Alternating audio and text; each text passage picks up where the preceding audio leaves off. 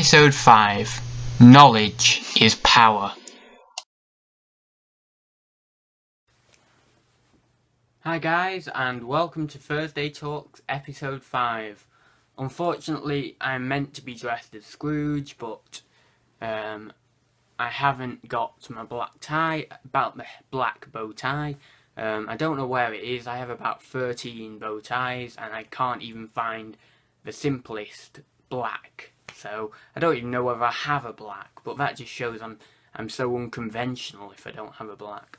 So yeah, I went with rainbow, and I thought I'll just sort of dress up as Happy Scrooge after he was visited by the three ghosts. So yeah, in this video, I'm going to first answer a couple of questions that I got on email, on my email, and then I'm going to tie in reselling with the story of Scrooge. And I think this works pretty well, and I think we can all benefit from this knowledge, and I know that a lot of people will already understand what I'm trying to say, and a lot of people will already be using what I'm going to say. But it will help a lot of new resellers as well, and it will also help a lot of experienced resellers in continuing their sort of journey on reselling. So first, I'll just show you my notes. There, my notes, 2 lines, and I'll just show you my screen. It's on Facebook, and there are other tabs open, but the other tabs are my inbox and then a video from Margaret, actually, Texas Gal Treasures. So yeah, and the reason I wanted to show you that is basically for the next part of the video, what I'm saying about the relating between reselling and the story of Scrooge, and I will tell you why I've basically shown you that I've not got any notes, and that's just a blank piece of paper, so ignore that one. Just to show you how I'm going to tie it in, and the way in which I'm going to do that has got to be from my own personal knowledge, not from the internet or whatever, to really show you how you can do this. So first of all, let's do the questions. Let's not worry about that bit yet.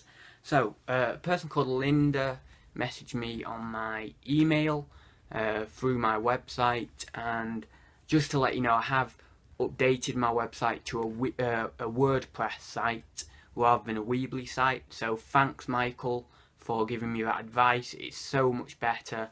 There's a lot more features with it, so yeah, thumbs up for that, Michael. That really helped me, and it will continue to help me as I grow the website and put more information on it. So yeah, she basically asked me what items sell more frequently in Q4. Now, I'm probably not the best person to ask for this because this is literally my first Q4 as a reseller. Oh, notes have dropped. But yeah, so the things I've sold more frequently, of course, has got to be board games, because I sell loads of board games anyway, thanks to Nick Hills. And a big thing for me that I also sell is Lego, and that, of course, has gone up in, well, the sales have increased, which is to be expected. But anything that like parents would get for kids for Christmas, anything Christmas related, will all go quickly. I heard Zahir and Smart Reselling both saying on their tag videos that they were selling tons of video games. I don't sell many video games, so I wouldn't know about that. Although whenever I've had video games, PS2 games, and I've had a few PS3, and I think have I even had I don't even know if I've had a PS1 game yet. But yeah, whenever I've had those sort of games, they've gone really quickly. So yeah, that would be basically the items that would skyrocket in Q4. And then what stock to buy for Q4 is basically those items, as well as sort of Christmassy related items, like, for example, sealed Christmas related board games, or party games, or maybe sealed Christmas jigsaw puzzles, things of that nature as well. Christmas plush toys, Christmas decorations, maybe, you know, all that sort of Christmassy related stuff as well will also go. So that covers those questions. So thanks, Linda, for those. And now I will relate reselling to the story of Scrooge, or the story of Scrooge to reselling. So the reason I'm not getting any notes is because the relation between these two things is knowledge. And I don't want to sort of cloud my knowledge by typing something in and then thinking I then have that knowledge. I want this all to come from my mind so that then it shows you how to gain knowledge, and once you have it, how much easier reselling can become. Now, I've not completely tested this knowledge on reselling. However, I know it will help me in reselling, so it should be okay. It should work. So Scrooge was visited by the three ghosts. Now, I'm not sure whether they were Christmas ghosts or whether they were just the ghost of Christmas, the ghost of past, present, and future, or whether they were the ghost of Christmas past, Christmas present, and Christmas future. But ultimately, through these ghosts, he started to realise the error of his ways, and he had a more positive outlook on life after that. And that was because of the knowledge he had gained. He'd seen what he had done wrong, and with his knowledge and his wisdom, in the end, he finally saw the error of his ways. So, sort of saying that knowledge he gained was power in a way, because it meant he could change his whole life around. And this ties in just to everyday life as well, and life in general, that knowledge is power, and it doesn't matter how small that piece of knowledge is, it will end up helping you in one way. I know so many different things that people have given me knowledge of that have helped me exponentially, really. And I don't use that word lightly. I really do mean exponentially, ridiculously. Well, this knowledge has helped me. I find that old sayings and things like that really do help as well on everyday life. So the way I'm going to tie this into reselling is obviously knowledge is power. So I am going to share some of my knowledge that I've amassed over the past few years on my one of my collecting passions, which is coins and banknotes, which I am a numismatist and a notophilist. I have a bigger coin collection, but I know more about banknotes, which is odd, so I don't know how that works, but yeah. So I thought in sharing this knowledge, I'll just grab my prop. In sharing this knowledge, you will then see that with a bit of hard work, because this has taken me a while to amass knowledge on the Bank of England and their chief cashiers, and when they were in office, and prefixes and special serials, which I will talk about in a minute. But in gaining this knowledge with a little bit of hard work, it can help your reselling. It can help if you're a collector of things, it can help you in that area. And obviously it can help you in everyday life. Not specifically the knowledge I'm giving you now, but knowledge you may amass in the future. So this is a banknote, and I am thinking, just as a prelude to this, I am thinking I may start selling banknotes and coins. I don't think I'll be able to find car boots much, but maybe looking into auctions if the prices are right and I can get them cheap enough, and then resell them back on most probably eBay, but maybe somewhere else, maybe face to face even, I don't know. But yeah, so this is a banknote from the Bank of England, and as you can see, nowhere on it does it say the age of the banknote. It doesn't say 1970 or 1984 or whatever. So when I first set out with banknotes, I thought, how the hell do you find, excuse the language, I don't usually use bad words on this channel, but yeah, how do I find the age of this banknote? And I got doing my research. This was basic research, and I found out that it's by the chief cashier, which is just there, and it's actually this. Oh no, is that? Yeah, that's right. Yeah, just there, that little squiggle. And yeah, you find the age through that chief cashier, and also through the prefix there. Now Jasper Holm, which is what this signature is here. And you'll just get familiar with the signatures if you were to take up Banknotophilia or selling banknotes. You just get familiar with the signatures. Now I know he was in office for between 1962 and 1966. So we then know this banknote is, what are we, maybe over 50 years old. So then what else can we see about this? It has that number there, which is a prefix, and that number there, which is a serial number, and there's a little space in the middle between them. Now, the serial number is basically just a numerical order, like, for example, the Dewey Decimal System is in a library. It just helps order the flow of banknotes because they are producing tons and tons and tons of these. But it also works as a guide to collectors. Now, this prefix, some prefixes can be 3 numbers, I think even 2 numbers, but that's got a D there, can you see that?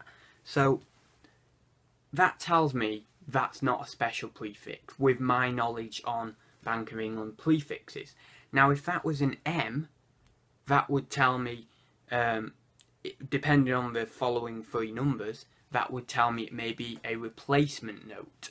Now, replacement notes could go for upwards, depending on the age of the banknote, etc., and depending on other factors. You could go for upwards of 10, 20 times, even 30 times the value of what you would say a non-replacement prefix note would go for.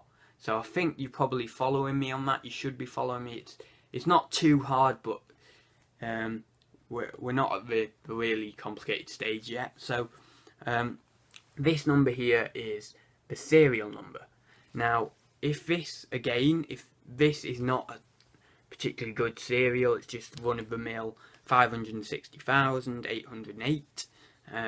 Now, if that was 1, 2, 3, 4, 5, 6 or whatever, 1, 2, 3, 4, 5, 6, 7 or 0, 0, 0, 0, 0, 0, 1, then that would be desirable to collectors because it's it's what's known as a special serial or special serial number, and it just means that that banknote, if it was a really low serial, it would have been produced on one of the first rows of sheets of paper to go through the press with this prefix, and maybe a little bit rusty on that, but I'm pretty sure that's what that is,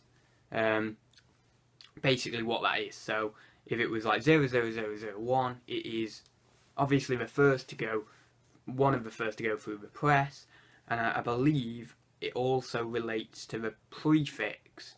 I know it's getting a bit complicated for me now. So yeah, what else can I tell you about that note? It is grading it in terms of the 70-point scale, which is for banknotes, and then there's also one for coins. And no, it isn't. It is called the Sheldon coin grading scale, but it is not done by Dr. Sheldon Cooper out of The Big Bang Theory, and that was one of the first things I researched because I thought it was funny. So yeah, so it's looking at it in terms of the banknote grading scale, the 70-point scale. It looks like a fairly good note. Obviously, I can't see the back, but it looks like a good note. There is a very, very slight crease there, but you won't be able to see that very top there. But I would say that is in uncirculated condition if you look at the banknote grading scale. So now, in reflection, what do we know about this banknote? We know it's not got a special prefix, it's not got a special serial number, it's in good condition, uncirculated condition, that's fairly high condition. And yeah, it's not got any errors, printing errors, which would again make it more desirable to collectors. I can't see the back of the note, so this is, I would need to get it out of here and look at it, but obviously then you're handling it and then condition can be faltered. So yeah, so actually, all in all, it's not a very desirable note to collectors. It's not got any printing errors, it's not got a special serial, it's not got a prefix. It is in good condition, but we made so many of these that you'd have to wait another few years at least for it to be really up in value. So that would go to a collector at around £6, that note. Most probably. That was what I paid for, not this note, but notes close to this condition. Now it does have a silver 3p in the top there, and I know that is silver, again using my own knowledge, because it says 1920, and in 1921 they switched over from using 92.5% silver in some coins to 50% silver, and that was because the value of silver had gone up so much that it was almost coming above it. I think it may have even gone slightly above the face value of the coin. I will have to do a bit more research. I don't know whether it actually nearly hit the face value or actually went above the face value of the coin. So that's why they degraded to 50% silver in 1921. So this being 1920, that coin just qualifies as 92.5% silver. Now that goes for not a lot really, so maybe £1, £2, because it's so lightweight and there's not silver content really in it. It's in fairly good condition, but not good, you know, not fantastic, not uncirculated or anything. So I can then, with the addition of a 3p, a nice frame, maybe £10, maybe 15 if you're lucky. So just from knowing the chief cashiers, what the special prefix numbers are and what the special serial numbers are, knowing or pulling up on the computer, you can pull this scale up on the computer, pulling that scale up, the banknote grading or coin grading scale up on the computer, then grading the condition of the note, and also looking if it has any other errors, we can then basically detect a value, and that's what I've done. I've valued the banknote. Now you can get books, and I've got a book with all the different banknotes in, all the different prefixes in, and trust me, there are hundreds, there are thousands, and you can get a book and it tells you the value, simple as. So if you really wanted to do that, you just get a book. But I like to have as much information in my mind as possible. I don't like even relying on the internet. I know all the kings and queens off by heart, like Victoria 1837 to 1901, Edward VII 1901 to 1910, because I like that. I don't want to be reliant on a machine when I've got this so powerful weapon, if you like, here. So yeah, that's knowledge, and that can be used in so many different ways. It can be used for reselling, definitely. With this knowledge, you could, as long as you find a good source of stock with these, with your knowledge, you could basically clean up. You could get loads of profit. Generally, it is hard to source things like this without the seller knowing what it's worth already and knowing the prefixes themselves.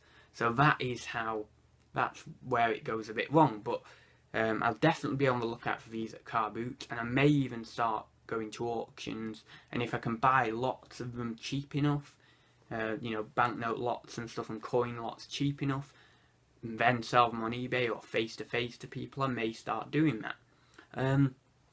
But yeah, I just wanted to basically tie it all in.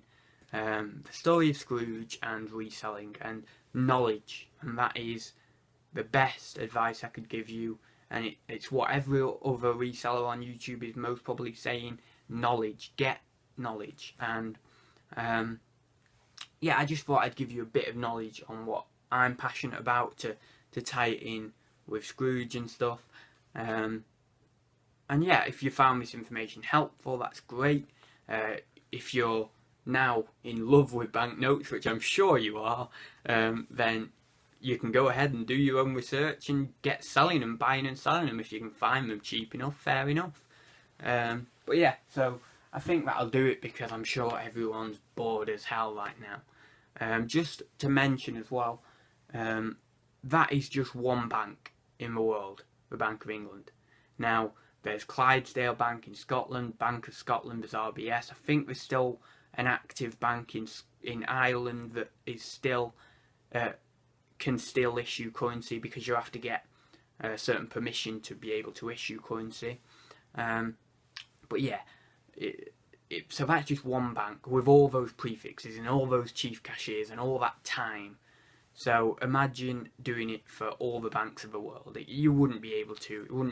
It wouldn't fit in your mind. You just go insane. So you've got to also know your limits. You've got to know what knowledge you can have in your mind and what knowledge you need to go to a book for and reference. So you've got to be selective with your knowledge, because otherwise you're just learning too much. But again, I like learning, so I just basically eat up knowledge wherever I can. So yeah, hope this was helpful. I hope you enjoyed the video. I will not be talking about coins and banknotes as much as I have done today in any other video. If you liked it, comment below. Thumbs up, thumbs down, wherever they are. And don't forget to subscribe if you haven't already. And goodbye from Master Scrooge. See you next time. Thanks for watching, guys, and I hope you all have a very Merry Christmas. See you soon.